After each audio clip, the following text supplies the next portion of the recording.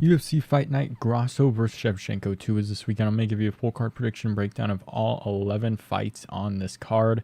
And now this card was actually supposed to be a little bit better, but since there was a bunch of pullouts, you have a few of those cards every year for the UFC where there's just a bunch of pullouts. No matter how much the UFC tries to stack these cards, they just don't end up happening. So it is a little bit of a rougher card early on, but then it starts to get a little bit better. The main card outside of the main event and co-main event is looking a little rough, but there are some decent fighters on this card to look forward to. So it is a decent card anyways. We do get a title fight on a fight night once again, so I'm not going to complain at all about that. So why don't we get into the prediction breakdown of the first matchup? We got Josephine Knutsson versus Marnic Mann. I am going to go with Josephine Knutsson. She is coming off a win against Isis Verbeek about a week ago on Dana White's Contender Series. She looked really good on the feet, and I just think Marnic Mann 4 months ago beat Amber Brown LFA by decision. Josephine Knutsson just looks so much better on the feet. I think she can do a decent job defending some of these takedowns as well. I see her winning by a decision. There's not too much going into this. She's a minus 450 favorite for a reason. 27 years of age as well. She will be at a 4-inch reach disadvantage here, but I think she still gets it done on the feet. She looked really, really good on the feet against Isis Verbeek. So I think she gets this one done by a decision. 96% of Tapology agrees with me here. 83% of that within that by a decision. That's what I got for this one. Up the card, we have Charlie Campbell versus Alex Reyes. And I think I am going to go with Charlie Campbell in this matchup. Alex Reyes has not fought in 6 years. His last fight was against Mike Perry and he lost by KO. So it's been a very, very long time since he's fought. He's, now 37 years of age. I don't know. I don't think this is going to look very good for Alex Reyes in this matchup. Charlie Campbell, his last fight, well, not his last fight. He was on Dana White's Contender Series about a year ago against Chris Duncan. I think he was the main event of that matchup, and I picked Charlie Campbell to win that one, and I bet on him. I had like a $5 parlay, turned it into 100 if I would have won that, because I got like magically some really crazy underdogs on that card, and I just needed him to win. Almost KO'd him early on and then just got flatlined after. So he was a pretty decent prospect coming into that. Actually looked pretty good coming up there. So we'll see how he does in this matchup, but I think he gets it done. Like, I don't know if I can trust a guy. I don't normally trust guys that are coming off 2-year, 3-year layoffs into matchups when they're 35 years of age. A 6-year layoff when you're about to be 37 years of age, no substantial like advantage in reach or it maybe even skill at this point. Charlie Campbell's a very solid fighter. I think this one, I don't know how Alex Reyes is going to look, so I don't know if he ends up getting a finish here or if it goes to a decision, but normally I'll probably say a finish for Charlie Campbell because Alex Reyes, again, we don't know what he looks like. He's been out on the shelf for like 6 years, so I'm going to say finish, probably second or third round at this point. I don't think Alex Reyes gets the finish, but who knows? You don't know what he's going to look like when he comes out of there, but finish by Charlie Campbell, 93% picked by Tapology, 83% of it by TKO KO, 11% by decision. It can definitely go to a decision, but I think he can get a finish here against Alex Reyes, who, again, coming off a very long layoff. That's all I got here because we just don't know what Reyes will look like. Charlie Campbell, very solid fighter. Let's move on. The card, we have Tracy Cortez versus Jasmine Jasudavicius. And now this is a very interesting women's MMA matchup. I think I am going to go with Jasmine Jasudavicius. Tracy Cortez, if you do not know, has a win over Erin Blanchfield, and that is the only loss Erin Blanchfield has ever had in her career.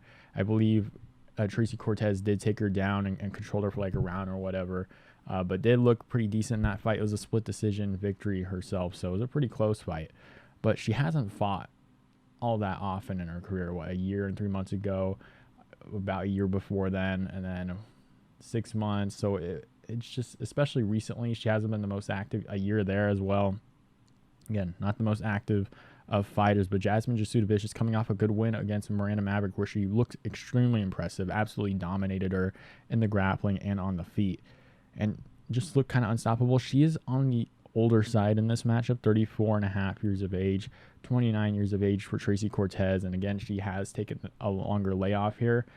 So maybe she has been improving a little bit. She does train out a very good gym out of Fight Ready MMA with like your Henry Cejudo. So you can only imagine that her wrestling, grappling is going to be at a very high level. So Tracy Cortez is going to be definitely a very interesting fighter in this matchup. We'll see how she does, but I think I'm just going to edge it to Jasmine Jasudavicius. I think she's better on the feet, And I don't think it'll ever go to the ground. I think she'll just end up defending some of these takedowns from Tracy Cortez. I think Tracy Cortez is going to be looking for takedowns, and Jasmine Jasudavicius is going to be defending them after just landing some really good output on her. And Tracy Cortez is just going to be looking for very sloppy takedowns. I can just see her taking a bunch of shots and just not getting the right takedowns that she wants. And Jasmine Jasudavicius kind of circling around a little bit more. So I think Jasudavicius wins this one by a decision.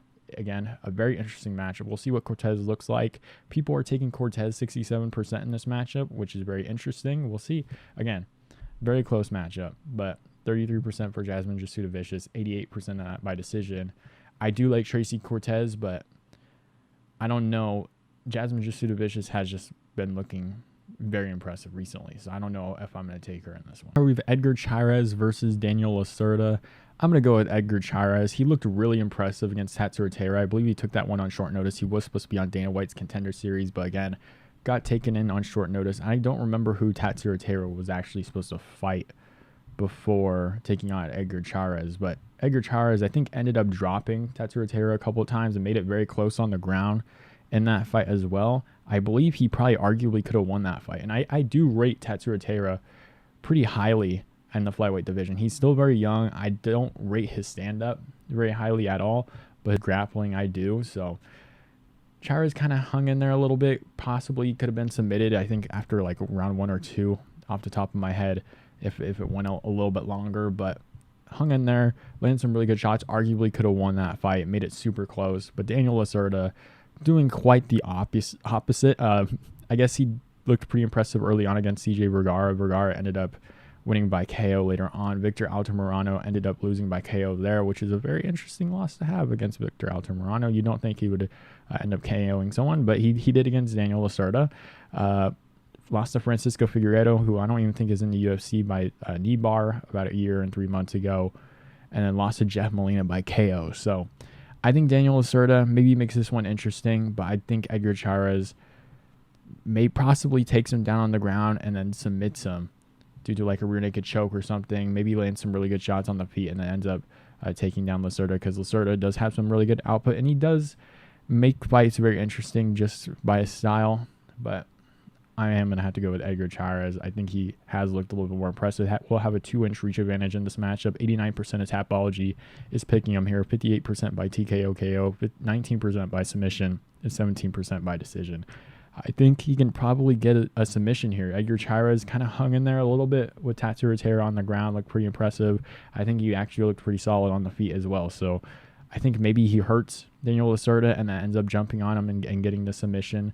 It is flyweight, keep that in mind. But again, Lacerda has been KO'd by a Vergara, an Altamirano, and a Jeff Molina. So maybe KO for Chairez might be the way to go, and Chairez just pounds him out, just takes his back and lands some really good ground and pound. So I'm going to go Chairez in this one by first round finish. Up the card, we have Roman Kopylov versus Josh Fremd. I am going to go with Roman Kopylov in this one. I think he just looked a lot more impressive against higher ranked guys like Claudio Ribeiro, a very dangerous guy on the feet, ended up KOing him with a very, very brutal head kick. And then finished it off with punches, I believe. And unless they said, no, I think it was just a head kick actually. But finished Punahele Soriano, who's a very, very tough dude, a very good win to have by KO there, and then beat Alessio Di Chirico by KO about a year ago as well. This is all within a year too, so he's had a pretty decent run this year. Has looked very good, 32 years of age, so he's entering his prime there. Josh Fremd coming off a win against Jamie Pickett by decision, beat Cedriques Dumas by submission, so he's on a little bit of a run himself. I actually thought he's going to lose against Cedriques Dumas. Actually looked pretty impressive there. And then Jamie Pickett, I picked him, but I mean, it's Jamie Pickett. You're supposed to do that kind of thing to him. But he lost to Trayshawn Gore by guillotine, which isn't a good loss to have, but Anthony Hernandez, I guess, is a good loss to have. So Josh Fremd is kind of iffy his whole career in the UFC at this point, winning over the not so good guys, but Roman Kopylov is beating guys that are very, very solid unranked opponents in the UFC. And I think Kopylov can get this one done on the feet. I think he wins this one by KO. He's very, very slick on the feet. And 96% of Tapology is picking him here, 83% by TKO KO, 10% by decision. I think he finishes them in the first round. I think Kopylov is just too good here. I think he defends the takedowns early on as well. and gets the finish. So I am going to go Kopylov by KO in the first round. Up the card, we have Lupita Godinez versus Elise Reed. I am going to go with Lupita Godinez. She's coming off a win against Emily Ducote by decision, beat Cynthia Calvillo by split decision, which is a little bit of a rougher win to see there. But I lost to Angela Hill, who's a decent ranked women's MMA fighter. Before then, beat Ariana Carnelosi by decision, and then beat Loma Lukbumi by decision. And now if you do use a little bit of MMA math, Elise Reed has lost to Loma Lukbumi by finish. So if you want to use a little bit of MMA math, there you go. But in any other way, Lupita Godinez, very dominant wrestling, and I think she can actually just out-wrestle Elise Reed in this matchup. I don't know if she gets the finish, but I think she wins this one by decision. I think she just ragdolls her around. Elise Reed doesn't have the best of takedown defense, isn't that great on the ground. She's more known on the feet. So I think Lupita Godinez gets this one done by decision on the ground, just absolutely ragdolling her, out-grappling her on the ground, and then landing some good shots there. So Elise Reed, again, won against Jinju Frey, which is a decent one to have, but lost against Loma Lukbumi by submission, beat Melissa Martinez by decision, lost to Sam Hughes by KO, and then beat Corey McKenna by split decision. So recently, her losses have been by finish. So maybe Lupita Godinez can land some really good TKO strikes on the ground, but I just think she just ragdolls her around. I don't know if I see that finishing potential from Lupita Godinez in this matchup. So 96% of Tapology is picking Godinez in this one, 81% by decision, 9% by submission, 3% by TKO KO. I am going to go with Lupita Godinez by decision. Up the card, we have Fernando Padilla versus Kyle Nelson. I am going to go with Fernando Padilla. These are all pretty straightforward to we get higher up on this card where it gets a little bit more interesting, but I am going to go with Fernando Padilla. It is a little bit of a more interesting matchup than the previous ones because Kyle Nelson, or at least, how I'll put it this way, we haven't seen much of Fernando Padilla in the UFC. He actually finished Juliana Rosa relatively early in that matchup, looked very decent on the feet, landed some really good shots, has some good pop in his shots, very fast with his hands, and ended up finishing Rosa in a questionable stoppage. Like he hurt him first, Rosa got back up and then got hurt again, and they just ended up stopping him there, and Rosa was still on his feet and fighting back. So it was a little bit of a weirder stoppage, but Kyle Nelson coming off a win against Blake Builder by decision, he was just getting outstruck by Blake Builder early on in that fight. And I think Padilla can do the same here, but for a little bit of a longer distance here. Blake Builder kind of like squandering this fight as the fight went on, but ended up drawing with Doo Ho Choi in a very interesting matchup there, whereas like a headbutt or something like that got a point taken away from Doo Ho Choi in that one. Ended up losing to Jai Herbert by decision a year ago. Lost to Billy Quarantillo by KO about 3 years ago. So I think Padilla can get this one done, possibly by finish. Probably in the first round. Kyle Nelson is very open on the feet, and I think Padilla, with the hand speed, with some good pop in his shots, I think he can land very well on Kyle Nelson very early on in this fight. If not late first round, second round, TKO KO, I like from Padilla in this matchup. So I am going to take him in this one. 91% picked by Tapology, 23% picked by decision, 4% by submission, and 66% by TKO KO. Of the card, we have Daniel Zellhuber versus Christos Giagos. I think I am going to have to go with Daniel Zellhuber. The loss to Trey Ogden by decision, where he lost basically on the feet, does not look good at this point, but that was about a year ago. Came back about, 8 months later, beat Lando Venata by decision. It was a decently close fight as it started going on, but he did look very good during that fight, or at least better than what he looked like against Trey Ogden. 24 years of age, too, so he's still very young. A big reach advantage in this matchup. We'll have about, 5.5 inch reach advantage. I think that's quick math. Yeah, 5.5. There you go. I just confirmed it in my head. But Christos Giagos is coming off a win against Ricky Glenn by KO. Very early KO, but Ricky Glenn is not that great of a fighter. Thiago Moises, he has fought some really good fighters, just to say that. These two losses are definitely not bad losses to have at all. Like he lost to Thiago Moises about a year ago by submission, then lost to Arman Tsarukyan by KO about, 2 years ago. So is fighting some really good fighters, lost to both of them, and is beating some of the middle areas in that division. But I think Daniel Zellhuber with the reach advantage here, with a very large reach advantage, was at 5.5 again. But in the younger fighter, he's going to be 10 years younger. I think Zellhuber has looked pretty decent on the feet here. I think it's going to be a relatively close decision. I don't know if I see him getting the finish. I see him winning this one by decision. I think he just outstrikes Christos Giagos. Giagos is a little bit slower on the feet, Maybe you can catch Zellhuber coming in a little bit more, but again, I think Zellhuber just kind of stays a little bit more on the outside, uses his range, chops up the legs, and I think he does very good on the feet here. So I'm going to go Zellhuber by decision. 83% of Tapology's picking Zellhuber in this one, 72% by decision, 20% by TKO KO. I'm going to stick with Zellhuber by decision. I don't think he gets the finish, but I think he just ends up chopping up Giagos' legs and then just landing some really good shots on the outside, maintaining a really good reach over Giagos in this one. So let's move on. Up the card, we have Raul Rosas Jr. versus Terrence Mitchell, and I think I am going to go Raul Rosas Jr. in this one. He is a minus 550 favorite against him, which is very, very interesting. Terrence Mitchell in his last fight against Cameron Simon, although he did lose by KO TKO and did get kind of out wrestled and grappled in that one, he did do a decent job defending. So I think it's very interesting that Raul Rosas is a very heavy favorite, especially after his last fight against Christian Rodriguez, where he did look very good early on, but as that fight went on in the second and third round, he just couldn't hold the pace like he did in his fight on the Contender Series, or not Contender Series, but against Mando Gutierrez on the Contender Series. So we'll see how he looks in this one. I think Raul Rosas Jr. definitely learned from this Christian Rodriguez fight. It just seems like it was a fight that he can learn upon. Like, he's only, he's 19 years old now, so he's still very, very young. I think he learned a lot. I think he ends up getting the first round submission here. I don't think he's not going to win on the feet. Like, he doesn't have the power in his hands.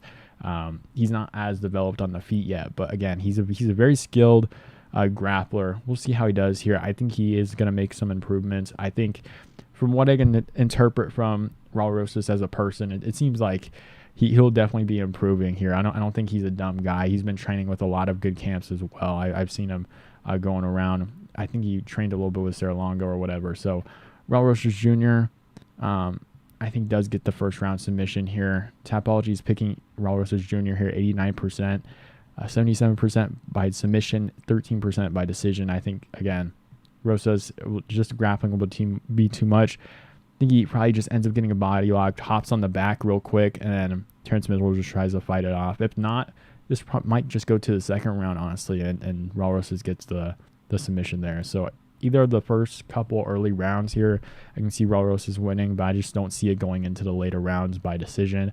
I think Rosas grappling will just be a little bit too much for Terrence Mitchell. We had Kevin Holland versus Della Maddalena, and this is a very interesting matchup because Della Maddalena was actually viewed as the underdog in this matchup for quite a bit until I think about like a week ago. He was like a plus 150 underdog, but now people have started to put some money on him, and now he's the favorite. So that was pretty interesting from the bookies. I'm not sure why he was the underdog in this one. I thought it was actually kind of a steal because JDM, I think, wins this matchup for sure. Although it is going to be a relatively close fight, and it's going to be a very dangerous matchup for both of them. JDM, I guess, is kind of getting discounted because of that fight against Basil Hafez, even though it was his third opponent at change, and it was back-to-back weight cuts, and he took all the shots. And realistically, if you're looking at that fight from a bigger perspective, the only reason why he was on those bad positions on the ground was really because he was jumping guillotines, and there's just a really bad fight IQ moment there. And there has been a little bit of a worry about some of the IQ on the ground for Della Maddalena, because I think even, what was the fight, Ramazan Ameev, I think he had like his back taken and flipped over and ended up in like a darce or something like that, and it ended up getting out of it, but it was a very interesting decision for him there. But again, in the Basil Hafez fight, he kept jumping guillotines. He defended quite a bit of those takedowns outside of that and looked really good in the third round, kind of just looked like JDM. So I think the back-to-back weight cuts looked pretty rough on him. Even walking out, you could kind of see he was kind of tired, and I think that's why he was jumping a lot of those guillotines, although it was just bad fight IQ in general. I think the back-to-back weight cuts kind of took a little bit out of JDM. So with all that being said, Kevin Holland in this one, last fight was a win over Michael Chiesa. Michael Chiesa didn't even really show up the fight. I'm going to be completely honest. Once he took a shot and couldn't get that takedown, it was over for Michael Chiesa. So I'm not going to take that one into too much of account. It was just not a fight to even pay attention to at that point. But Santiago Ponzinibbio versus Kevin Holland. I think Kevin Holland got that finish in like the third round, which is kind of interesting because Santiago Ponzinibbio, it's an aging Santiago Ponzinibbio, like a 35, 36-year-old Santiago Ponzinibbio. And if you're Kevin Holland, you would think you would be able to get that finish a little bit early on. And that's what kind of worries me in this matchup, is that Kevin Holland, although has a very sizable reach advantage, like an 8-inch reach advantage here, he does fight long, but it's not like an output of Randy Brown, who did have like a 5-inch reach advantage over JDM, where he's just throwing out the jab, just punching the guard of JDM. And JDM does have a really high guard.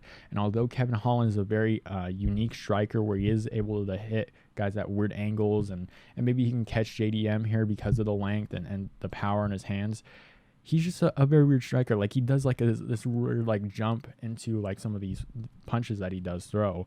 And I think JDM is just going to be fast. He's going to be powerful.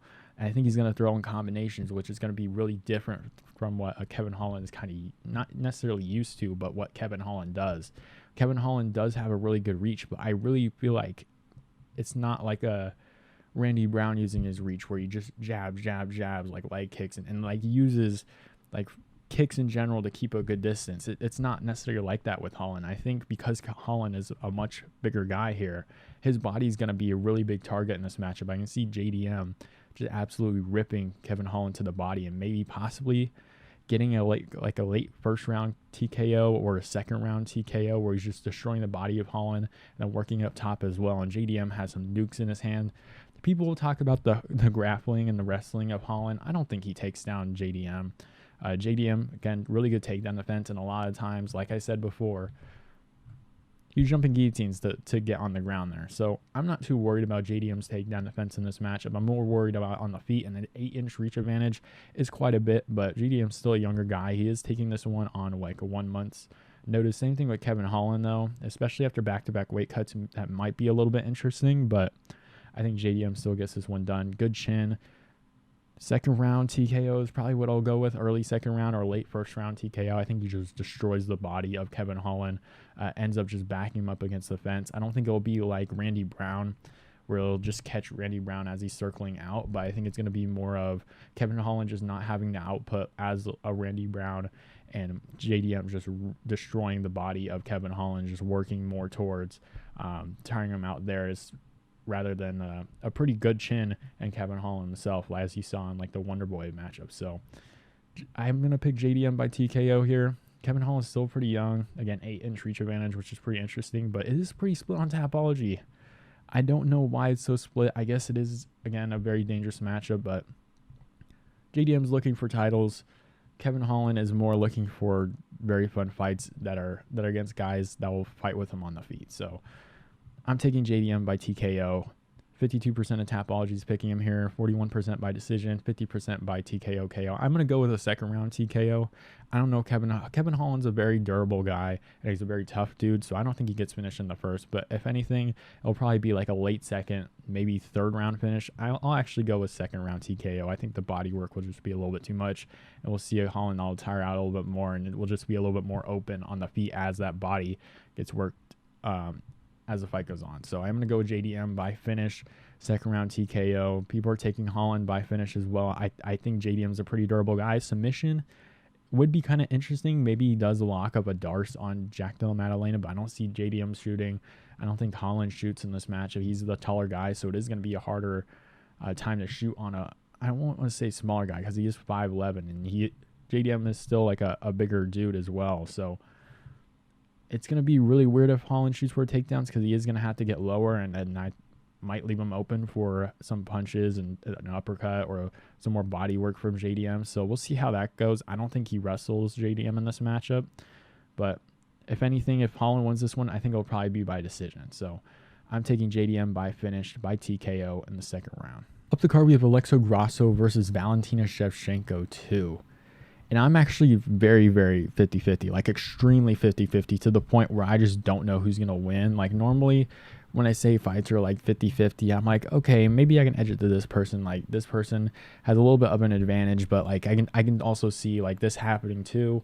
But this one, I'm actually like extremely split. Like, I just don't know who I'm going to go with, because when I look at Valentina Shevchenko, and I might work myself into actually convincing who I'm going to pick here, but Valentina Shevchenko in that matchup against Alexa Grasso did look good from rounds 2 and 3, and then probably the first part of the round 4, or at least she was winning. I won't say she looked good, but when she was winning that fight, probably rounds 2 and 3, where she was just completely out grappling Alexa Grasso. Really good shooting for the take shots and for the takedowns against Alexa Grasso, where Alexa Grasso pretty much had no chance of defending those because of how good of shots they were.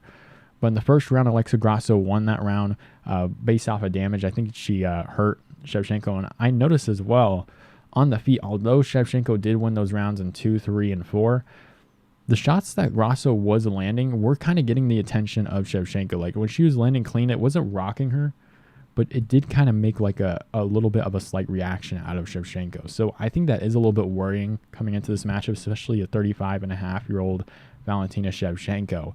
And I noticed as the fight went on, especially in that 4th round, Valentina Shevchenko was not taking as great of shots for those takedowns, and they were looking a little bit sloppier, and she seemed to be tiring out a little bit more. And again, in that 4th round, although she was probably on her way to winning that round, I don't think she looked that impressive in that round. Like Alexa Grasso was looking for clinches.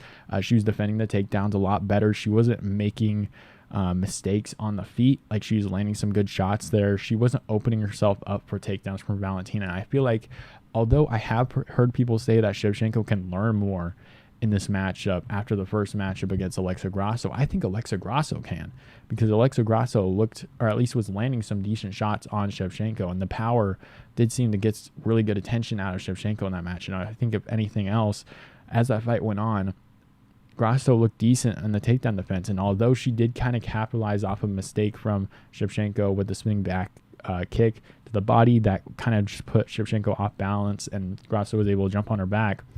What is Shevchenko going to do in this one? Like, do you think Shevchenko is going to do a bunch of spinning back kicks again, possibly knowing that Grasso is going to try and shoot in and get into like a clinch or a body lock, kind of like how she did in that first fight?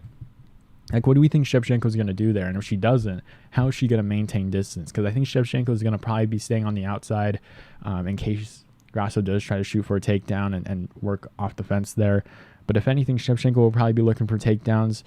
But I think she's going to be a little bit worried on doing spinning back kicks in general, because she is afraid that Alexa Grasso could possibly take her back. Although it was kind of a mistake on Shevchenko's part where she was just a little bit sloppier and Grasso just ended up capitalizing on the mistake.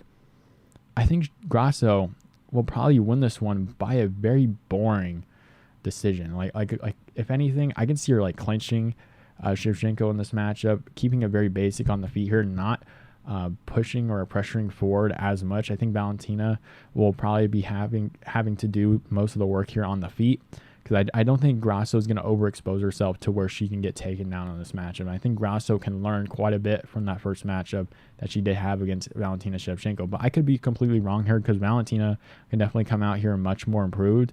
But I don't think Grasso is going to be making, or at least being more exposed than she was in that last one with the takedowns of Valentina. Like Valentina caught her off guard a little bit early on with some of those takedowns in the 2nd or 3rd round. And I'll say this, if Grasso does get taken down, I'm not too confident in her on the ground to where she's going to be able to get out of those positions on the ground and not get dominated for a whole round. So if it does get taken to the ground, Valentina Shevchenko will likely take that round. But I think Grasso is going to be a little bit more honed in here. She isn't going to be exposing herself too much on the feet to where she can be taken down, where she's just going to throw some shots and overextend, where Shevchenko can change levels and get that takedown. I don't think that's going to happen here. I think Shevchenko is going to be a little bit patient here. I don't think she's going to be looking for like spinning attacks, like spinning back fists, spinning back kicks as much as she was looking in that last fight, because she was doing that quite a bit in that last fight, and she just made one mistake and it got taken advantage there. So Grasso has the power. She got Shevchenko's attention that first round, ended up hurting her in that first round. I noticed that Grasso, whenever she did land on Shevchenko did land the more shots in that rounds, in the 2nd, 3rd, 4th rounds. They were getting the attention of Shevchenko. So I think on the feet, it's going to be pretty interesting. And I think on the ground, I don't know if Shevchenko is going to be able to rely on that in this one. I think Grasso is going to be pretty composed here. Again, it's going to be very close. I can see Valentina winning this one. I can see Grasso winning this one. I think either way goes to a decision. So we'll see how this matchup goes. I think it probably goes split decision, if anything. I think it's going to be an incredibly close matchup, and it is going to be like a Mexico-themed card. So if we're looking at judging-wise, I think the crowd's going to be more with Alexa Grasso. Whenever she hits Valentina Shevchenko, the crowd's going to go crazy. So You got to keep that in mind as well with some of these judges. I think split decision win for Alexa Grasso is not that bad of a pick here. I think she has a really good chance at winning. Valentina Shevchenko, I'm not sure where she's at here because 35 and a half years of age, although Alexa Grasso is 30 years of age, so she's still pretty young, entering her prime. I'm going to go with Alexa Grasso. I think she wins this one by split decision. I think the crowd will be a pretty big impact here, and I think she'll be a little bit more prepared for Valentina Shevchenko. Although Shevchenko did not see some of that power going, like she's felt Alexa Grasso after that first matchup. I think in this one, I think Alexa Grasso is going to be making a little bit more improvements against the takedowns. Again, she has Diego Lopez in her corner. She's had Diego Lopez in her corner, so that's an ever-evolving game for Grasso there, but I think this one's going to be very interesting. I am going to take Grasso by split decision. It is her crowd, and I think they'll just be reacting more, and I think she'll just get edged that way. I think it's going to be just a very close fight, so I am going to go with Grasso in this one. 59% picked by Shevchenko in this one, 74% by decision, 15% by TKO KO. I don't think she finishes Grasso in this one, but 41% for Grasso, 74% by decision. I think she wins this one by decision as well. Let me know what you guys think about this card down below in the comments, and I'll see you guys next time.